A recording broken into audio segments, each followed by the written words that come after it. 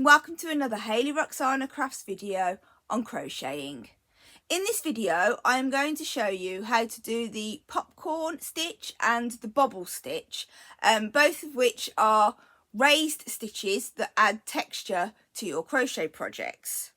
So here is an example of a popcorn stitch, and this is an example of bobble stitch. Popcorn and bobble stitches are similar as they are both constructed using a group of stitches worked into the same stitch from the previous row that are closed together at the top of the stitch. However, how you do that closing together is slightly different for each stitch, which you will see in my demonstrations. Okay, so here is the popcorn stitch again. Popcorn stitches are a cluster of treble crochet stitches or double crochet stitches if you're using US terms, which is folded and closed together at the top. The number of treble stitches used in the cluster may vary, so this is where I would advise you to read instructions if you are following a pattern to see how many are needed, or if you're creating your own design, experiment with different amounts of treble crochets to decide what works for you, what your preference is. In patterns, popcorn stitch is often abbreviated to PC or pop, but again it is best to check the instructions to identify the abbreviation used, as it can vary. Popcorns are usually completed within a row of treble crochet stitches or double crochet stitches if you are using the US terms, and they can be done on the right or the wrong side of the work. So I have worked up some treble crochets or double crochets if you're using the US terms, and I'm now going to demonstrate a 4 treble popcorn stitch. So for this we need to work 4 treble crochets into the next stitch from the previous row. So your treble crochet is your yarn over, insert your hook and pull through, yarn over, pull through the 2 loops, yarn over, pull through the other 2 loops, and then we're just going to repeat that into the same stitch. So there's the second one.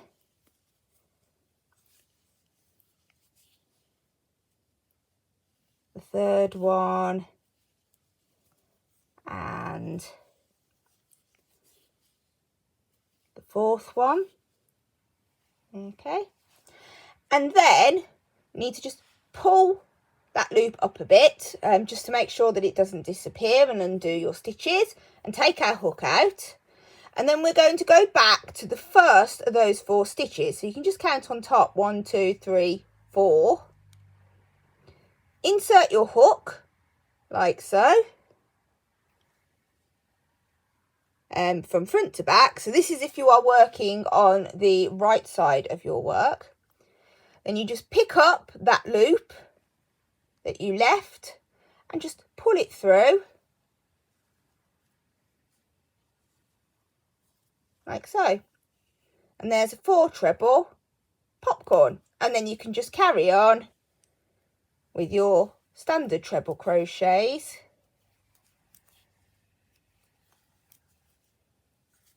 as before. So now I'll show you a 5 treble popcorn stitch. So this time I'm just going to work 5 treble crochets into the next stitch from the previous row.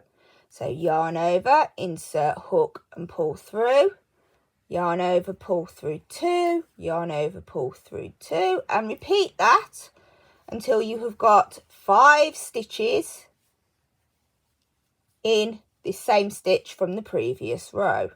So there's 2,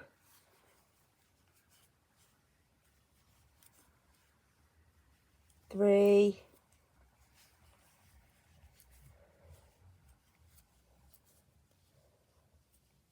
4 and 5. Okay, then again just pull up that loop just to make sure it doesn't disappear. Take out the hook. You want to find the top of the first of those 5 stitches, so I always just count on the top to find it to make sure I get the right one. So we've got 1, 2, 3, 4, 5. Insert my hook like so, catch that loop, just give the yarn a pull to pull it tight again back onto the hook, and then pull it through the top of that first of the stitches.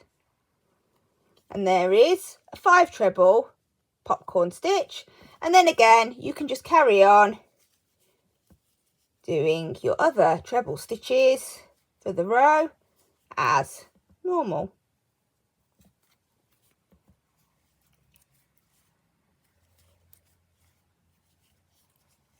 Okay, so we've got a 4 treble popcorn and a 5 treble popcorn.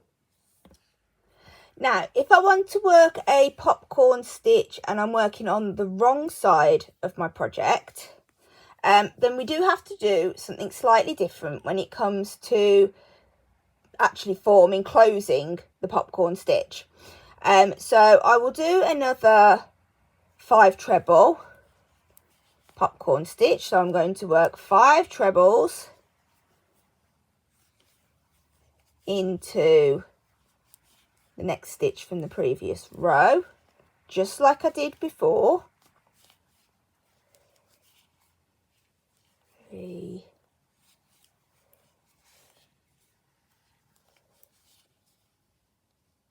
4,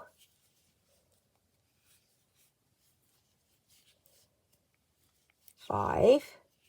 Okay, pull that loop up again, count back to find the first of those 5 treble stitches. 1, 2, 3, 4, 5. Now this time, instead of inserting the hook from the front of the work or the part that's facing you to the back, we're going to take our hook and insert it from the back to the front. Okay, like so. And then again, we just need to catch our loop and pull the yarn so that it is on our hook properly. And then we can pull that loop through that first stitch, like so. And then we can just carry on doing our rest of our row as normal. Okay. So inserting the hook from the back to the front then means that that popcorn stitch is now on the same side as the other 2 popcorn stitches that we have worked, which would be the front of your work. Popcorn stitches can also be done as a cluster of double crochet stitches, or single crochet if you're using US terms. Again, the number of stitches for the cluster that will form the popcorn can vary, and the abbreviations again can also vary, but abbreviations I've seen are DC pop, and even 4 DC pop, where they have actually indicated the number of stitches that will be in the cluster. Double crochet popcorns are usually within a row of double stitches, so I will show you a 4 double crochet popcorn. So we're going to do 4 double crochets into the next stitch from the previous row. So your double crochets, insert hook, pull through, yarn over and pull through the 2 loops. So we're going to do that 4 times into this same stitch. 3, 4, like so. And then again, you just want to pull up your loop and take your hook out. And you want to find the first of those 4 stitches. So again, I would count 1, 2, 3, 4. Insert the hook. If we're working on the right side of our work, we insert from front to back, like so. And if we were working on the wrong side of our work, we would insert the hook from the back to the front. I'm going to do it as though I'm on the right side. So insert the hook, pick up that loop, pull the yarn just so it's back on your hook properly, and then just pull it through that first stitch like so, and then you can just carry on completing the rest of your row as normal.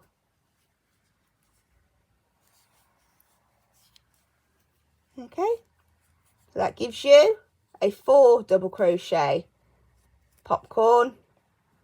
And like I said, you can do that with different numbers of stitches, so you could use 5, you could use 3. Just experiment to see what effect you get with different numbers of stitches.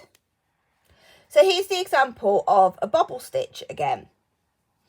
The bobble stitch is a cluster of between 3 and 5 treble crochet stitches, or double crochet stitches if you are using US terms, worked into the same stitch of the previous row and closed at the top. Bobbles are worked on the wrong side rows only, so unlike popcorns that can be done on either side, you must be on the wrong side to do a bobble. And they are usually surrounded by shorter stitches, often double crochets, or if you're using US terms, single crochet stitches, to throw them into high relief. Instructions with patterns will tell you how many stitches you need to do to make your bobble stitch. And again, the abbreviations used for bobble stitches is something that can vary, so you'd need to check the instructions. But abbreviations I have seen include MB, B and Bob. So I will demonstrate a bobble stitch, and I'm going to do one with 4 trebles in it. Okay, so I've worked up some double crochets, and I now want to do my bobble in this next stitch here. So I will do a treble crochet, so I'll do my yarn over, insert the hook and pull through, yarn over, pull through the first 2 stitches. Now we're not going to do the next yarn over and actually complete the treble crochet. We're going to leave it with the 2 stitches, 2 loops on our hook. And we're going to do the next treble. So yarn over, insert into that same stitch and pull through, yarn over and pull through 2 stitches. So that's 2, and I want 4, so I'm going to do that again. And yarn over and just pull through that first 2, and 1 more. Insert, pull through, yarn over and pull through 2 stitches. Okay, so I've now got 5 loops on my hook. When you're doing bobbles, the number of loops that you should have on your hook at the end before you make the final yarn over and pull through should be 1 more than the number of treble stitches you're working. Okay, so we're now going to complete our bobble by doing a yarn over and just gently pulling through all those loops, and then we can just carry on stitching, crocheting as normal. Now we've got to remember we've worked this on the wrong side, so we do just need to flip our work over to see that bobble sticking up from our work.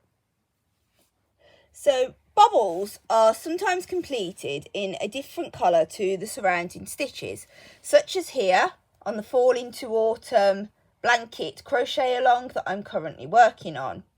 I will pop a little picture of the full blanket just up in the corner here, just so you can see the whole thing, but just this row close up, you can see where I've used a different colour to form my bobbles. Okay, so I'll show you how you can do that. And there's actually a couple of ways of adding in the new colour. I will show you the way that I normally use and what I've done on that blanket.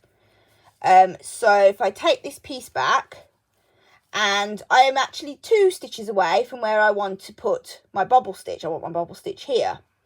So as I do the last of the normal stitches before my bobble stitch, I will yarn over, pull through, and then I am going to use my new colour just to do that last yarn over, like so. Pull that through. Okay. Sometimes you just need to give the previous colour a tug just to make sure that your work stays tight. And then when I do my bobble stitch, I'm going to do it in the next stitch using the purple. So I will do a yarn over, insert hook, pull through, yarn over, pull through the 2, and repeat And I'm going to do it with 4 again, just like I did before. Pull through. It hasn't quite pulled all the way through. There we go. Yarn over, pull through, yarn over through 2 stitches, and then 1 more. So I should then have 5 loops. 2, 3, 4, 5. Yarn over. Now, I'm not going to do my yarn over and pull through with the purple. I'm going to take the pink, yarn over, and pull through with that to complete the stitch. And sometimes you just need to give it a little pull, like so. And then I can carry on with the pink. And if you're going to be doing more bubbles in the other colour, in the purple in this case, show you my bubble on the front, like so, then you can just float the yarn across to where you want to do the next bubble. If I get the blanket back in, I can show you that on the back. Just give us a second to unfold. Here we go. So there's the back of the bubbles. Okay, and you can see just about the yarn going in between. So I just floated it across, and then as I did the next row on the front of my work, I just caught that yarn just to stitch it in to my actual work. Okay, like so. You can sort of see it if you look really closely, but from a distance it looks fine. But again, this is a personal preference thing. And the alternative is, if you don't want to float the yarn of the second colour across your work, you can just cut it off there and weave it in, and then join it again when you do the next bubble in the purple. Like I said, that is a personal preference thing. For how you want to deal with the yarn on the back of your work. But that's a colour change bubble. You can also, when you're doing your colour change bubble, instead of adding the new colour as you do the yarn over of the previous stitch to the bubble, you can just start the bubble with that purple colour or your new colour instead. So an alternative to the standard bubble using the treble crochets is the big bubble, which is completed using double treble crochet stitches in UK terms, or treble crochet stitches if you are using the US terms. So this makes a bigger bubble. And abbreviations I have seen used for this stitch include BB, B-bob, double treble bob or DTR bob. And again, it is worked on the wrong side of the work amongst double crochets or single crochets if you're using US terms. Okay, so I'll show you how to do this. Again, the number of stitches used to make the cluster for the bubble can vary. And it depends on the effect you want as to how many you use, or even what the instructions say if you're following a pattern. Okay, so I've got my work back with the bubble that I've worked, the standard bubble and the colour change bubble that I've done. So I'm now going to work a double treble bubble into this stitch. Okay, so we are going to do 5 double trebles into this next stitch. So your double treble, you need to yarn over twice, insert the hook and pull through.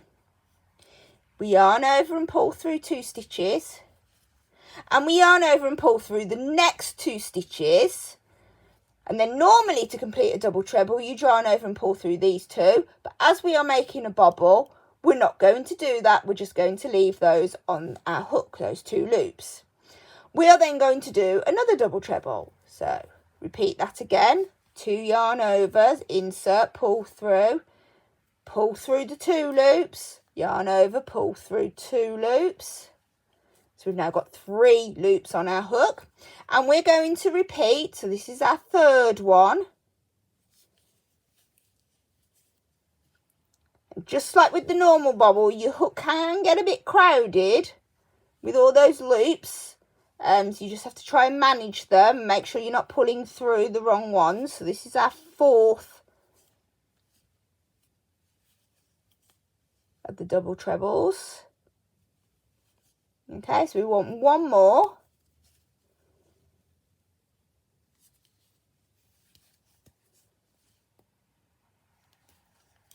Pull through 2 and pull through 2. Okay, and then just like with the standard one, we should then have one more than the number of double trebles we've done in loops on our hook. So we've done 5 double trebles, so there should be 6 loops on our hook. 1, 2, 3, 4, 5, 6. So we know we've done that right. And then we do one final yarn over and pull through all 6 of those loops to close the bobble. Like so, just give it a pull. And then again, we can just carry on as normal. I'm just going to do the next stitch because I just think that helps to make the bobble look complete when you look at it.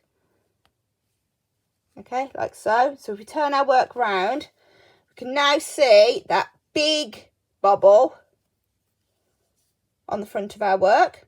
So that's our double treble bobble, our colour change bobble, and just our standard bobble. Okay. So I hope those demonstrations will encourage you to try adding popcorn and bobble stitches to your crochet work.